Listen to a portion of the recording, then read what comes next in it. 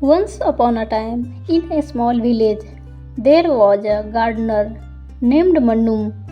He was known for his lush and vibrant garden, full of colorful flowers, juicy fruits, and fresh vegetables.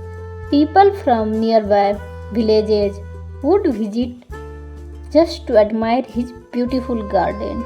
Manu's secret was not just like his skill and gardening, but his unwavering positive attitude. He believed that talking to his plants and nurturing them with love and positivity helped them grow better. Every morning he would walk through his garden, greeting each plant with kind words and encouragement. One year, the village experienced a severe drought. The fields dried up, and many villagers struggled to enough food. Despite the challenges, Manu continued to care for his garden with the same optimism. He collected rainwater and used it sparingly, ensuring that his plants received enough to survive. He would tell them, "Don't worry, we will get through this together."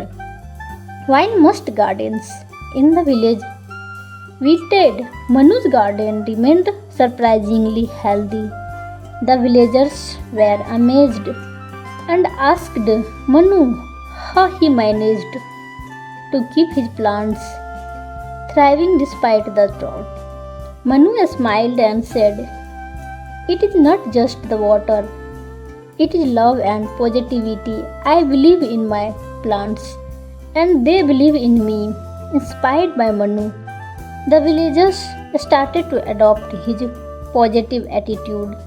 They worked together, shared resources, and supported one another through the tough times.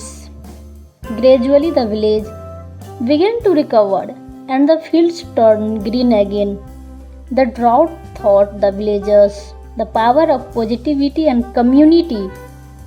They realized that facing challenges with a hopeful outlook could make a significant difference, not just in their gardens but in their lives. If you like this short story of optimistic gardener, please like, share, and comment. Thank you so much.